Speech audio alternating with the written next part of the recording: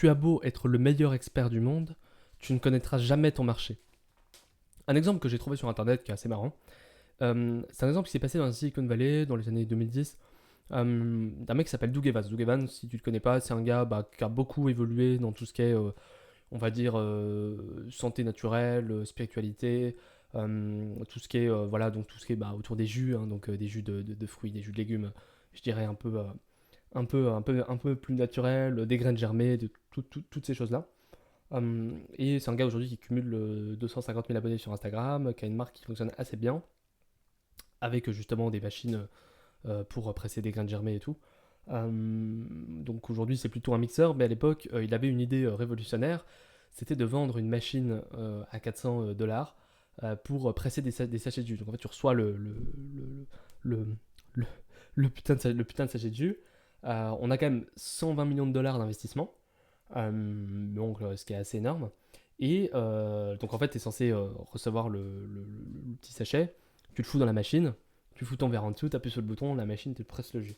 Sauf qu'au final, on se rend compte que, en gros, t'as un journaliste, hop, il prend son téléphone, il fait une vidéo sur, bon, c'était peut-être pas TikTok à l'époque, peut-être Instagram ou Facebook, en montrant qu'en fait, bah, t'as juste à appuyer sur le sachet et t'as pas besoin de la machine et tu peux juste presser le jus.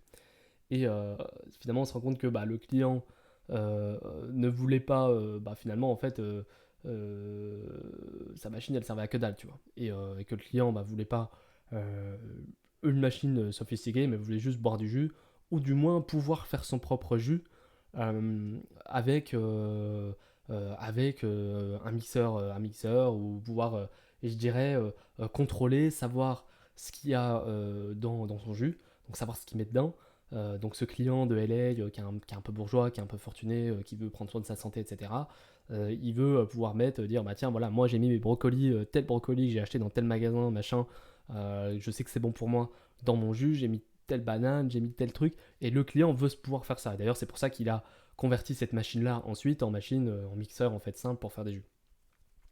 Le client veut pas un truc tout fait où tu presses le truc. Mais en fait, ça revient au même que qu'acheter une bouteille de jus de fruits. Finalement, en fait, déjà, on sait pas ce qu'il y a dedans et en plus, bah, ça n'a aucun. Enfin, la machine n'avait absolument aucun putain d'intérêt à l'époque. C'est là que tu dis, quand même, un putain d'expert, même un mec qui a levé 120 millions de dollars aux US, à la Silicon Valley, peut faire de la merde comme ça, si tu veux. Et surtout avoir des idées connes. Donc finalement, c'est un peu une solution qui cherche son problème. C'est qu'on a une solution, mais on ne la répond pas vraiment à un problème. Contrairement à ce qu'il fait aujourd'hui d'ailleurs. Je vous invite à aller voir sur internet. Il y a un autre truc, c'est le Segway. Le Segway, ça c'est un peu plus connu. Segway, bon, de base, c'était censé révolutionner les villes aux États-Unis. Le problème des États-Unis, c'est que les villes sont, sont très très grandes et que tu es obligé de prendre ta bagnole ou ton pick-up hein, euh, pour, euh, pour faire quoi que ce soit. C'est-à-dire, tu vas aller au centre commercial, tu es obligé de prendre ta bagnole, tu vas aller euh, peu importe où tu veux aller, tu es obligé de prendre ta voiture. Donc un Segway, c'est un peu limité aux US quoi. Ça marche pas très bien parce qu'en fait, si tu dois faire 10 bornes à 25 à l'heure avec un Segway, c'est un peu con. Tu vois, et nous, dans nos villes européennes, c'est trop gros parce qu'après, ton Segway, une fois que tu l'as, tu fais quoi? Tu peux le monter chez toi, tu le laisses dans la rue et tu te le fais piquer. Non, ça marche pas. Donc c'est pour ça que ça a été un vrai échec et que finalement, en fait, il n'y avait pas vraiment de problème. C'est que les Américains ils se déplaçaient très bien en bagnole. Nous, à l'époque, on se déplaçait bien en bagnole. Et, euh, et puis on se déplaçait bien, peut-être mieux en bagnole avant qu'aujourd'hui, avec toutes les règles écologie. Et puis finalement, on n'allait pas acheter un truc à 5 000 ou 10 000 dollars selon les versions pour finalement un truc qui ne sert à rien, tu vois. Donc c'est pareil. Et aujourd'hui, c'est quand même un petit peu utilisé dans les trucs touristiques. Moi j'en ai vu comme quelques-uns, je suis jamais monté sur un putain de Segway. Mais voilà, j'ai des amis qui l'ont fait, qui l'ont fait dans des trucs touristiques. Ou sinon, les agents de sécu, tu les vois dans les aéroports des fois. Je crois que c'est à. Ça doit être à Amsterdam, ou je sais plus où, non, je sais plus où j'ai vu ça. Dans un aéroport où le gars il a son Segway, il se balade. Ah non, je crois que c'était à Bangkok. Non, je me souviens plus. Et donc c'est pas mal. Voilà. Enfin, en tout cas, ça sert pour ça, mais on se rend compte que la révolution qu'il y avait, qui était vraiment, vraiment prévue, n'a pas été faite, quoi. Faute de problème, c'est que les gens, en fait, ils en avaient rien à foutre. Puis surtout, en fait, c'était pas vraiment une solution. Et donc finalement c'est pareil, le problème de marché, c'est que en fait, là, la seule solution, ça aurait été juste En fait, vous voulez savoir ce que veulent les gens, demandez-leur, quoi. C'est juste leur demander. Et pareil, un truc con, c'est que je travaille du coup avec un client, une grosse agence marketing, en fait. Voilà, moi je suis prestataire pour ce client-là. Ce client-là, enfin voilà, je travaille de manière indirecte avec tous les plus gros infopreneurs, donc Yomi Denzel, Anthony Bourbon, euh, Yann Darwin, etc., Alec Henry. Et ouais, vraiment toute la clique, hein. Le mec, mon client là, il a vraiment charbonné tous les meilleurs, mais après il est très très bon, donc c'est normal. Et je t'invite à aller voir, hein, si tu me crois pas, tape digifox-media.com sur internet, tu verras leur site. Et, euh, et donc nous, ce qu'on fait à chaque fois, c'est qu'on lance un test qui s'appelle un test de headline. Donc en fait, c'est un test où on va juste mettre une phrase un peu choc, une phrase de vente si tu veux. Et on met quatre phrases et on fait des tests à chaque fois. On met 70 balles en publicité sur chaque test. Et on teste les quatre phrases de marketing. On les met en publicité, parce qu'après le but évidemment c'est de faire de la publicité sur les réseaux sociaux, sur Meta, sur TikTok, sur LinkedIn, etc. Et donc bah, évidemment on va faire un mini test pour tester finalement je dirais la direction marketing du challenge, c'est quoi la stratégie en fait. Donc quand on va faire un événement de 5 jours, type, par exemple Yomi Denzel, bah, en fait on va, enfin voilà, les coopérateurs, les personnes qui rédigent ça vont nous sortir 3 ou 4 phrases. On va leur valider les phrases. Une fois que les phrases sont validées, on va mettre tout ça en testing et on va dépenser un tout petit budget pour tester ça. Et là, donc Emile il fait des retours. Donc le dirigeant, le patron de l'agence, il fait des retours et il fait 5 retours. Sur les 5 retours, il dit ça c'est vu et revu, ça c'est de la merde, ça c'est nul, ça nanana, ça c'est génial, je testerai. On teste les 4, finalement c'est celui où il a dit que c'était de la merde où il a dit que c'était le plus de la merde qui a le plus performé. Et c'est là que tu te rends compte que t'as beau être le meilleur expert du monde, bah déjà tu testes quand même, et enfin faut se rendre compte qu'un Yomi Denzel ou un Alec Henry, quand on lance un événement, c'est des dizaines et des dizaines et des dizaines de créas, des dizaines et des dizaines de vidéos publicitaires. On parle de 150 à 500, 600 vidéos publicitaires. On va tester, tester, tester, tester plein d'angles, plein de trucs, plein de formats. Et en fait, même si t'es le meilleur expert du monde, même si t'es le mec qui, ça fait 10 ans, il fait la même chose, il bosse avec les meilleurs clients, ils font des millions, en fait, t'as beau être ce gars-là, en fait, tu connais pas ton marché. Un truc con, j'ai eu un ami qui s'appelle Laurie, que je salue, euh, c'est que, donc avec son associé Hassan, qui est reparti en Arabie Saoudite maintenant, ils ont passé 2 ans à développer en fait, une plateforme éducative en ligne à destination des écoles, des grandes écoles de commerce, des IUT, des facs, etc., pour aider les étudiants à apprendre. Donc en fait, l'objectif, c'était d'avoir surtout plein de choses qu'on n'apprend pas dans ces écoles-là. C'est-à-dire, au lieu d'apprendre dans une école de commerce, on apprend quoi? Le marketing, la vente directe, la comptabilité, la stratégie, etc. Au lieu d'apprendre ces domaines-là, peut-être un peu des ressources humaines et tout, eh bien, on va apprendre plutôt des soft skills, plutôt comment apprendre à apprendre, comment mieux apprendre, comment se développer personnellement, comment finalement tout ce que ces écoles-là ne nous apprennent pas. Comme ça, quand je te vends le truc, ça me paraît être une bonne idée. Ils ont passé 2 ans à fabriquer leur plateforme, ils ont été chercher des experts qu'ils ont convaincus de faire le truc parce que les mecs, en fait, ils avaient pas de thunes, c'est pas des gars qui ont fait une levée de fonds, donc ils ont convaincu les experts de le faire gratuitement, enfin du moins que les experts soient rémunérés à la commission. Bon, spoiler alert, les experts n'ont jamais été rémunérés, faute du fait que ça n'a pas marché. Et ils ont passé 2 ans à faire ça, et au bout de 2 ans, ils sont allés voir les écoles de commerce une par une. Toc toc toc, ah bah non, on n'est pas intéressé. Une deuxième, ah bah non, on n'est pas intéressé. Une troisième, une quatrième, une dixième, une vingtième. Alors, il y a la seule école qui a marché, c'est l'école dans laquelle, où ça a à peu près marché, c'est dans l'école dans laquelle on était, parce qu'en fait, je pense qu'ils voulaient pas les brusquer. Comme en plus, Laurie, mon copain, était quelqu'un de très engagé dans la vie de l'école, notamment la vie associative, etc. En fait, je pense qu'ils voulaient pas le froisser, quoi. Ils lui ont dit oui. Ils leur ont jamais dit non parce que voilà, ça restait quelqu'un de très engagé en fait. Et ils ont fait traîner le truc, évidemment. En fait, ils ont dit oui pour pas dire non. Donc finalement, en fait, ils ont passé 2 ans à développer un truc qui n'a jamais marché. Donc la première étape, c'est de tester son marché. Et aujourd'hui, voilà, mon ami Laurie, après ils sont partis sur une agence d'automatisation IA. Comme ils n'avaient pas forcément les compétences, parce que c'était pas trop leurs compétences finalement, ils sont passés de plateforme éducative à agence d'automatisation pour essayer de sauver un peu pour essayer de rattraper un peu les pots cassés. Donc ça n'a pas fonctionné et à la fin ils sont enfin voilà, aujourd'hui je crois que Hassan est parti sur complètement autre chose en Arabie Saoudite. Il a fait vraiment un business assez spécifique avec son oncle et Laurie a repris d'autres études.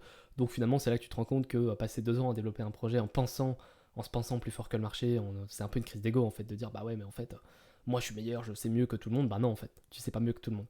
Et finalement, tu te casses le cul à fabriquer un truc, à construire quelque chose. Derrière ça, bah, finalement, en fait, ça donne rien parce que ton marché, il en veut pas. Ton marché, il en veut pas. Et donc, pour moi, la meilleure manière de tester sur marché, c'est d'utiliser les pubs. C'est de faire exactement ce qu'on a fait avec Emile pour le dernier événement qu'on a fait. Hein. Donc, c'est des challenges de 5 jours. Ça veut dire qu'on va faire 5 webinaires de vente. Donc, où le client va se connecter avec ses slides et avec, je dirais, sur un live YouTube ou un live Twitch ou n'importe quel live. Il va vendre évidemment ce qu'il a à vendre. Donc il va éduquer les gens, il va donner de la valeur et ensuite il va vendre. Évidemment, ça se fait pas comme ça. Il va pas directement pitcher son truc. Et donc nous, ce qu'on fait à chaque fois sur les événements, c'est on va tester en mettant l'idée. Donc tu fais une toute petite publicité, une pub, je dirais vraiment basique avec Gemini, avec l'IA. Tu mets moins de 100 balles en budget publicitaire, donc genre 70 balles quoi. Et tu construis une landing page, donc tu construis une page pour récupérer les emails et le prénom, l'email du mec, le numéro de téléphone. Euh, Comment tu le récupères tu récupères quand même les infos du gars, avec peut-être une petite automatisation derrière ou pas, hein, parce que tu peux directement récupérer depuis Facebook. Et ça te permet de tester ton idée. Et t'as mis 50 balles.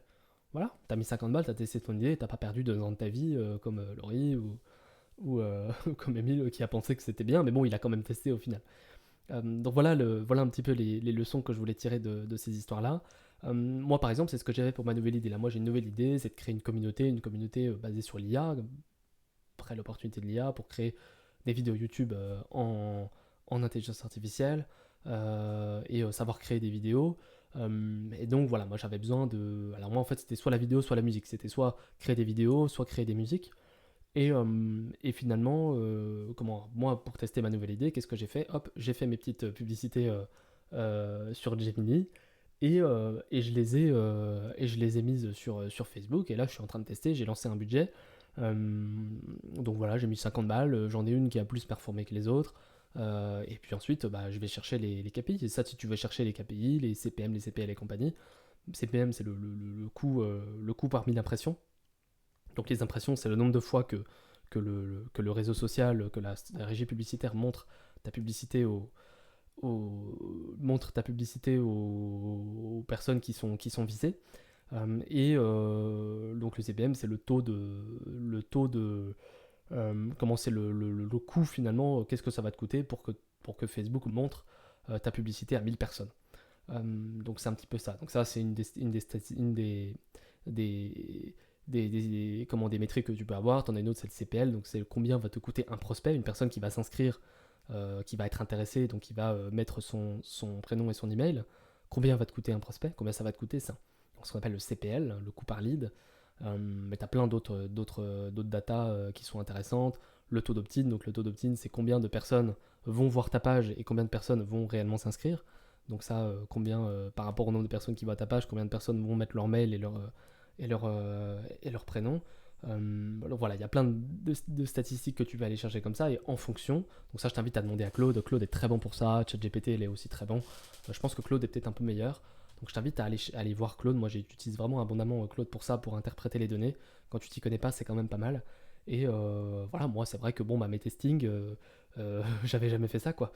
Et là, voilà, j'ai voulu lancer une nouvelle idée, j'ai voulu tester. Je me suis dit, bah oui, je vais le faire. Bon, en fait, voilà, j'en ai une qui a bien marché, l'autre pas trop, parce en fait, j'ai pas utilisé la fonction de.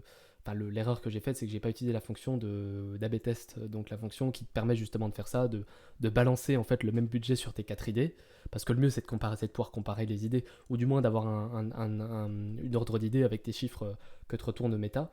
Et donc moi par exemple j'ai 2, 3, 4 idées différentes sur un produit qui est un peu similaire, donc là l'histoire de ma communauté, soit communauté vidéo, soit communauté musique, donc je vais mettre ça, et en fait ce que j'ai fait, j'ai tout mis dans la même, si tu veux, dans le même ensemble, dans le même groupe. En fait tu as des dossiers dans Meta, et tu mets le truc dans le même dossier, et en fait Meta va considérer qu'il y en a un qui va aimer, l'autre il va pas aimer, et lui va considérer que ça va donner du résultat, et ça va pas donner. Donc il va te faire dépenser uniquement celui où il considère que ça va donner du résultat, si tu veux. Et moi, j'ai fait l'erreur de les placer comme ça et de ne pas les mettre dans des dossiers différents. Ce qui fait que si tu mets dans un dossier et que tu lui mets un budget, bah, il va dépenser ce que tu lui as mis. peu importe, il va pas essayer de comparer, essayer de te dire, bah, je vais prendre la meilleure, de toute façon, t'en as qu'une. Donc, si t'en as qu'une seule dans un dossier, bah, il va prendre celle du dossier pour aller. Donc, moi, c'est l'erreur que j'ai faite. Et là, je suis en train de relancer un test pour essayer de retester, pour comparer toutes mes idées. Mais toi, voilà, tu peux très bien aller ouvrir Gemini. Tu lui dis, ou tout même, non, tu ouvres Claude, tu lui dis de faire une super phrase copywriting, un truc sympa qui donne vraiment envie. Faut pas faire un truc secrétaire qui donne pas envie de cliquer. Faut un truc où tu te dis que le mec, enfin voilà, moi j'ai un collaborateur qui disait, bon, c'est pas très fin et c'est pas très éthique, mais il disait, les gens sur internet c'est des singes sous cocaïne. Donc c'est pas faux.